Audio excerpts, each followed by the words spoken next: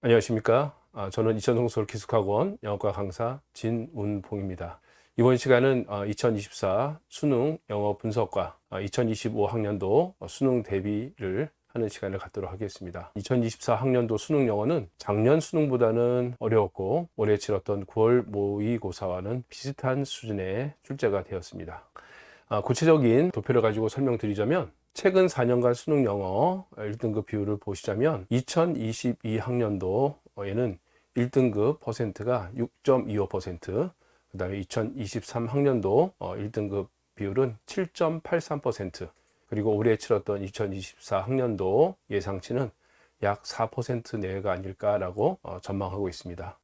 한편 올해 여러분들이 치렀던 6월과 9월 평가원 모의고사 난도와 수능 1등급 비율을 비교해 보자면 먼저 6월 모평 때는 7.62%가 1등급이었습니다. 그리고 9월에는 아시다시피 4.37%, 6월보다는 좀 더 어려웠고요. 올 수능은 아까 말씀드린 대로 9월 모의고사와 비슷한 난도이기 때문에 약 4% 내외로 예상하고 있습니다. 다시 말씀드리면 이제 1등급 기준으로 전체 난이도를 말씀드리면 작년 수능과 비교해서 다소 어려웠다. 하지만 올해 9월 모의고사는 비슷한 수준으로 출제가 되었다라고 생각하시면 되겠습니다.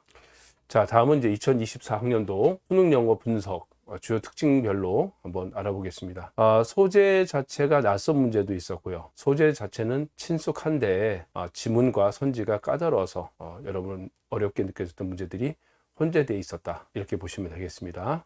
또한 단순한 몇 개의 단어와 단서만 가지고 문제를 푸는 소위 스킬을 활용한 문제풀이보다는 종합적 사고력을 평가하려고 하는 경향이 두드러져 보인다라는 것이 특징이었습니다. 아울러 EBS 연계 관련해서는 연계율 50%의 룰을 지키고자 노력했습니다. 대략 통계를 보면 듣기 포함해서 약 53% 정도가 EBS와 간접 연계된 것으로 현재 파악되고 있습니다. 한편 유형별로 또한 분석해 드리자면 예를 들어 9월 평가원이나 이번 수능 모두 전체적인 난도로 봤을 때는 어려웠다, 즉 상 정도로 평가하고 싶습니다. 듣기 문제는 무난했다라고 보시면 되겠고요. 중에서 하 정도 이렇게 형성되고 있습니다. 어법 문제는 9월이나 이번 수능 모두 최근 어떤 어법의 트렌드를 그대로 따르고 있다라고 생각하시면 되겠습니다.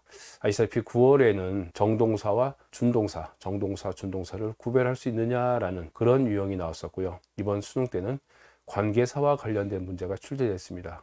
잘 아시겠지만 정동사, 준동사 구별이나 관계사, 즉 완전 불완전 문장을 이렇게 이루는지에 따라서 관계사를 무엇을 쓸 것인지, 또는 접사를 써야 될 것인지, 아니면 전사 플러스 관계대명사 쓸 것인지, 또는 관계부사를 써야 될지에 대한 그런 문제들은 단순한 문법적인 지식보다는 문장의 구조를 이해하는지, 그리해서 독해력까지 확인할 수 있는 그런 문제 경향이다라고 생각하시면 되겠습니다. 독해를 봤을 때는 일부 문제들이 매우 까다로웠다라고 생각하시면 됩니다. 구평하고도 비슷한데요. 이번 2024 수능의 고난도 문제들을 보면 우리가 알고 있는 빈칸 문제 중에서 33, 34는 여전히 어렵고요.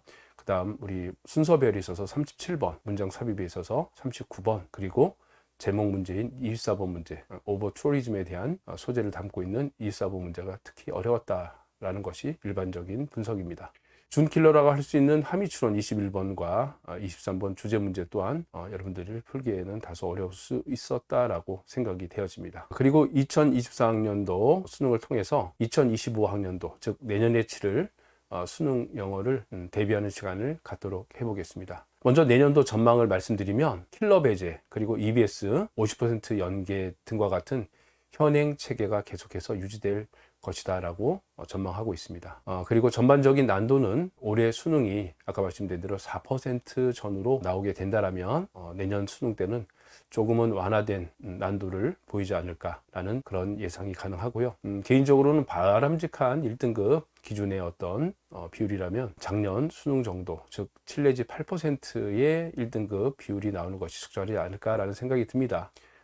조금 설명해서 말씀드리자면 수능 절대평가, 수능 영어의 절대평가가 계획됐을 당시에는 최대 상대평가 기준 2등급, 즉 11%까지 이렇게 1등급을 계획한 적도 있었는데, 그러다 보면 너무 변별력이 떨어진다라는 생각이 들어서 지금 뭐 그런 난도는 아니고요. 7 내지 8%가 가장 적절하지 않을까라는 생각이 듭니다. 그리고 끝으로 2025학년도 그러면 수능을 대비하는 학생들에게 좀 학습 대책을 말씀드리고자 합니다. 먼저 듣기 영역에 있어서는 뭐 우수한 성적의 학생들에게 있어서는 듣기가 그렇게 큰 걸림돌이 되지 않으니 패스하도록 하고요. 패권 학생들은 듣기에서 많이 틀리는 경우가 있습니다. 그래서 듣기를 이번 겨울 시즌부터 유형별로 잘 반복 훈련해 주셨으면 좋겠습니다. 어법은 우리 상위권을 목표로 하는, 그러니까 최소 2등급 이상 상위권을 목표로 하는 학생들이라면 또 이번 겨울 시즌에 어법의 어떤 기본적인 학습이 반드시 필요합니다. 반대로 이제 하위권 학생들은 당장은 어법에 대한 학습은 추천드리고 싶지는 않겠습니다. 자, 어휘에 대해서 말씀드리고자 합니다. 가장 중요한 그리고 가장 기본적인 학습이 되겠죠. 영어 영역에 있어서 단어도 역시 수준별로 공부하는 것이 좋겠습니다. 아직 하위권에 있는 학생들은 중고등학교 수준의 영단어부터 학습을 하시고 중위권 정도의 학생들이라면 이제 수능 필수 어휘랄까요? 그리고 상위권 학생들은 그보다 좀 더 상위 버전 심화된 영어 어휘 공부를 하셔야 된다고 생각됩니다. 물론 이제 단순한 단어 암기 외에도 국어랑 병행하시면 훨씬 더 효과적인 방법이 될 수 있겠습니다. 끝으로 이제 구문에 대해서 말씀드린다면 구문 공부를 문법이라 생각해서 이렇게 차치하는 경우가 많은데 올해 수능 9월이나 수능에서도 여러분들이 느꼈듯이 정확한 독해가 필요한 그런 문제들이 많이 있었습니다. 따라서 구문 공부를 필수적으로 생각하시고 선택이 아니라 필수적으로 생각하시되, 다만 이제 아직은 중위권 또는 하위권에 머물러 있는 학생들은 구문책에 있어서는 기본부부터 공부를 해서 내년 1학기 정도까지는, 빠르면 6평 전까지는 심화편까지 구문 공부를 하셨으면 좋겠습니다. 끝으로 이제 뭐 드리고 싶은 몇 가지 말씀을 당부드린다면, 영어는 정시 변별력에 있어서는 타 과목에 비해서 상대적으로 적다라는 거 영어 강사로서 인정하고요. 하지만 곧 치르게 되는 또는 앞으로 이 방송을 듣게 되는 분들이라면 수시에 있어서는, 최저를 맞추는 수시에 있어서는 영어만큼 효자 과목이 없다. 따라서 영어 공부를 게을리해서는 안 되겠다라는 말씀 드리고요. 아울러 과도한 시간을 영어에 몰빵하듯이 공부하거나 아니면 영어 공부를 뒤로 미루다가 수능 임박해서 갑자기 벼락치기 하듯이 공부하는 것은 지양하셔야 할 것입니다. 또한 스킬 위주의 영어 학습 방법보다는 정확한 독해를 기본으로 한, 그리고 풍부한 어휘력을 기본으로 한 그런 영어 학습이 고득점을 받는데, 높은 등급을 받는데 반드시 필요한 학습 방법이다, 이렇게 생각하시면 되겠습니다. 그리고 듣기, 그리고 어휘, 어법, 그리고 구문까지 이렇게 입체적으로 공부할 수 있기를 바라고요.